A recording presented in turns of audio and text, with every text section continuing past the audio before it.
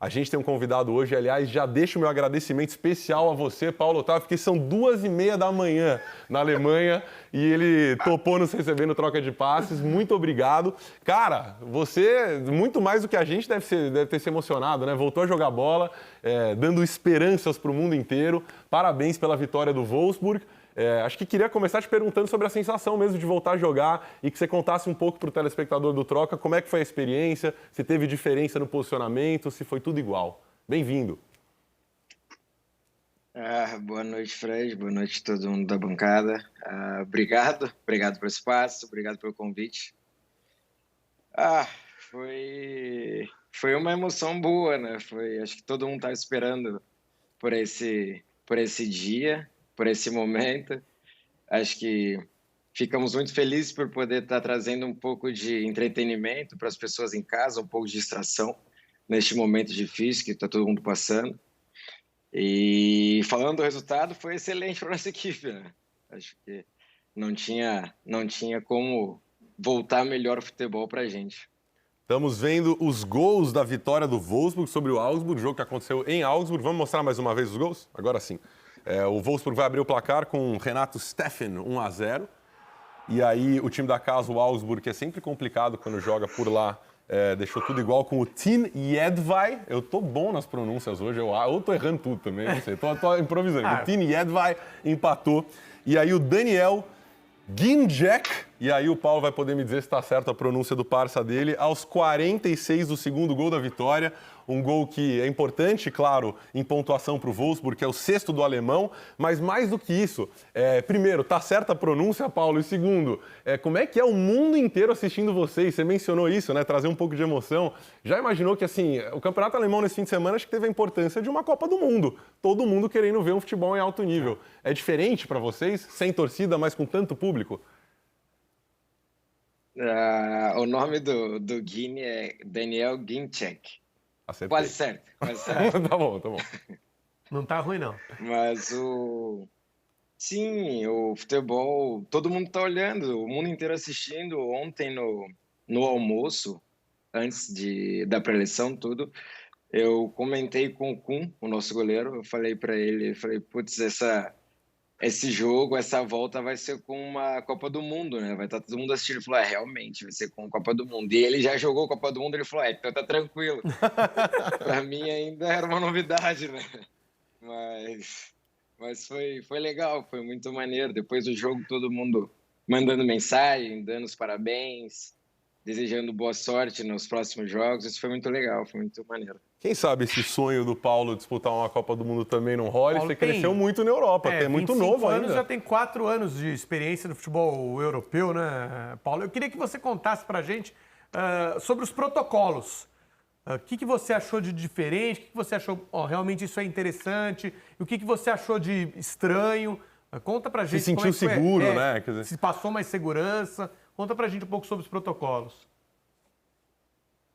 Não, Lufredo, o clube deixou nós jogadores muito à vontade, porque desde que nós jogamos contra o Shakhtar no dia 12 de março, quando isso estourou, né, começou a estourar aqui na Europa, nós treinamos mais 2 dias e tivemos a pausa e começou este negócio de repartição, né? Começamos a treinar em grupos pequenos, tinha todo um staff para questão de limpeza, higienização, todas as coisas. Cada grupo tinha o seu físio, seu fisioterapeuta, e assim foi sendo sucessivamente, dia após dia, mesmo sem saber se voltaria o campeonato ou não voltaria. E quando tivemos a confirmação que o campeonato voltaria, também veio a confirmação do governo que seríamos testados. Fizemos, sim, os 2 testes na semana e no dia do jogo também, na chegada no hotel, foi até algo novo, porque tinham 4 funcionários só para atender a equipe, né, toda a comissão. Nós fomos para o aeroporto em 4 carros diferentes, lá tivemos 2 ônibus à disposição e todas as coisas. O hotel também ajudou muito, porque fez todo um cronograma especial para nós. E no estádio, o que eu mais estranhei foi no estádio pelo fato de chegar e não ter nenhum torcedor na rua, não ter nada, não ter... Parecia que era um dia comum, não tinha jogo, não tinha nada. E quando a gente entra no estádio, a equipe é separada em 2 cabines, né? Não vai todo mundo para o mesmo lugar. E nós nos trocamos, fomos para o campo para aquecer. E na volta eu tenho toda uma situação que eu faço pessoal, de voltar primeiro para o vestiário, fazer as minhas coisas. Quando eu fui entrar, o treinador, o supervisor, falou: Paulo, calma, e começou a segurar todos os jogadores que estavam entrando. Eu perguntei: mas está acontecendo? Eles falaram: não, tem que esperar toda a equipe deles passar para depois a gente poder entrar. Isso aí foi um pouco mais esquisito, assim. São as novidades que a gente vai aos poucos... Veja que não é tão... Por mais que o secretário Feldman tenha dito que está fazendo protocolo, todo o protocolo alemão, está bem claro que é um negócio muito amplo e que exige uma questão financeira. 2 ônibus, estrutura no hotel. Claro. Então, precisa de testes, precisa de um investimento muito grande. Ricardinho, você é um cara acostumado demais na sua vida com grandes torcidas, aglomerações, enfim, tudo que o Paulo sentiu falta nessa partida de volta.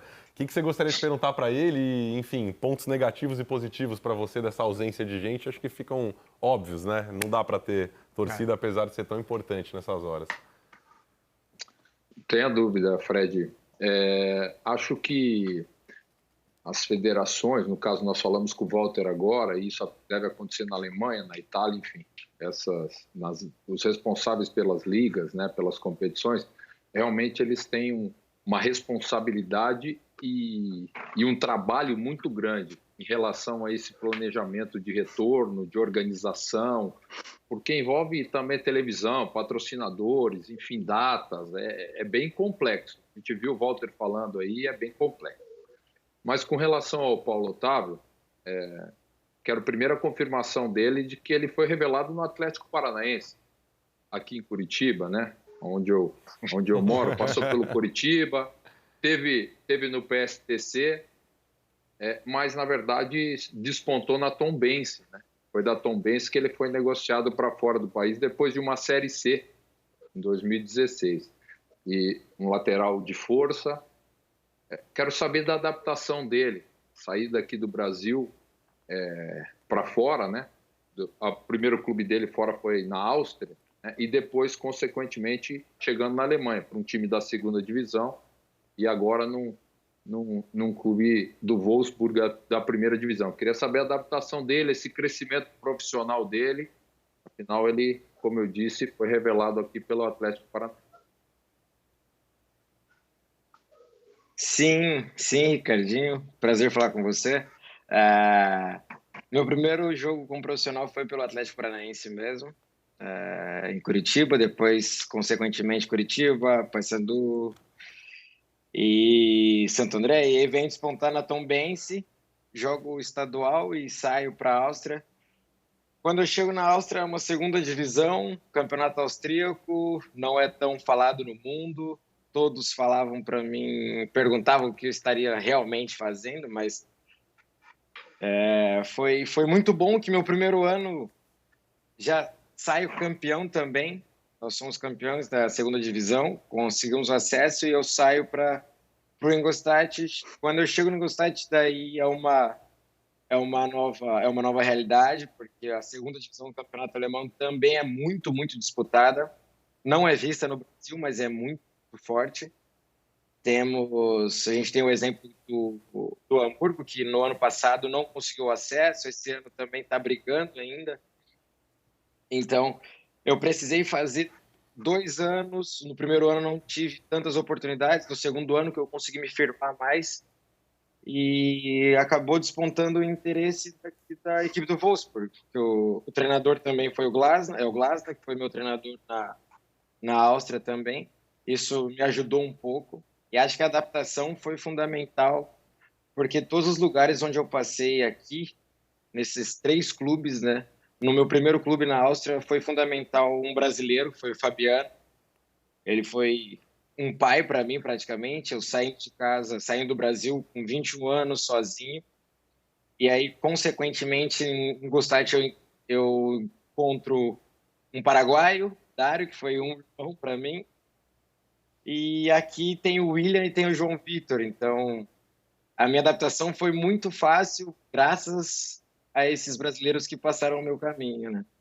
Todos ao redor sempre me ajudando. Rafael Rezende, quase 3 horas da manhã lá na Alemanha. Tem alguma pergunta para a gente liberar o Paulo aqui? Tá com sono, Paulo? Boa noite, cara. Não, sempre. Tá tranquilo aí. Queria que o Paulo passasse para a gente. Ele deu o panorama com relação aos protocolos, né? Nesse momento de retorno já do campeonato alemão.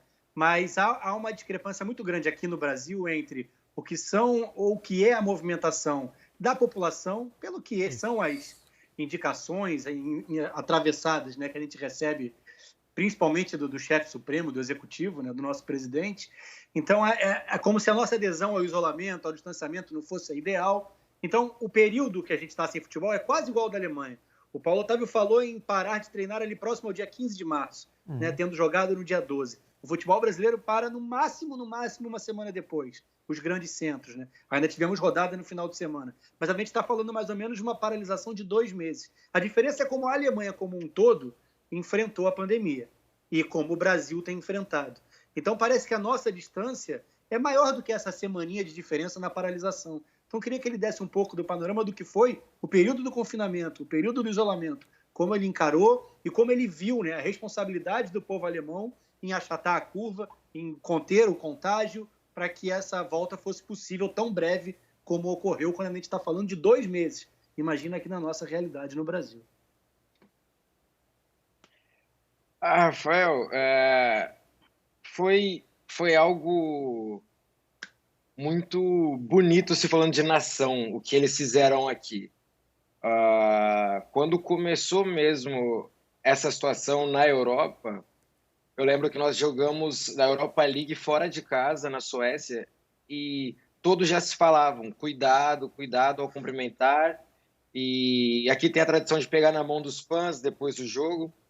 E eu lembro que quando nós chegamos nos vestiários, todos já foram lavando as mãos, limpando, tudo pelo fato do corona.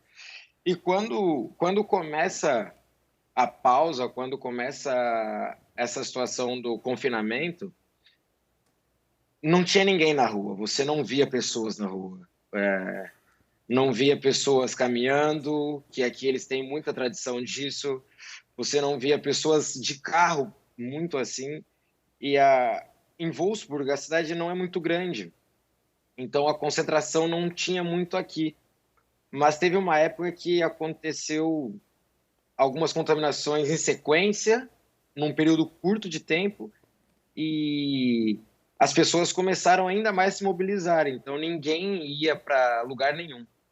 E eu me recordo muito bem quando a primeira-ministra disse que poderia voltar a reabrir algumas coisas, e eu precisava sair de casa para comprar uma situação, e quando eu saio, eu estava sem máscara. E o cara do estacionamento olhou para mim, eu dentro do carro, falou, você tá com a máscara? Aí eu falei, estou. Aquele jeito brasileiro, eu falei, estou, mas eu não estava de máscara. Foi. E eu entrei mesmo assim no shopping.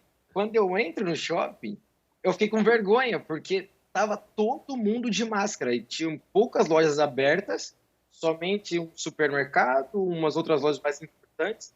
Mas eu juro que eu contei umas 50 pessoas e todas estavam de máscara. Eu tive que colocar a blusa sobre o nariz para poder andar ali, mas eu fiquei com vergonha, porque todo mundo obedeceu a situação, todo mundo obedeceu as ordens. Então, agora que está começando a entrar o calor, está começando a esquentar um pouco mais o tempo, as pessoas querem sair para a rua, as pessoas querem caminhar, mas está todo mundo caminhando, andando de máscara, tendo essa distância, né, que eles falam, prezam muito por esses 2 metros e não tem essa aglomeração de pessoas andando em grupos de 5, 6 até 10 pessoas, no máximo 2, 3 você vê. Então, acho que a população tomou isso como uma luta mesmo. Eu acho que é o que nós brasileiros temos que fazer no país também. Temos que encarar isso como uma luta contra o inimigo invisível, porque a gente não sabe de onde pode vir isso, né?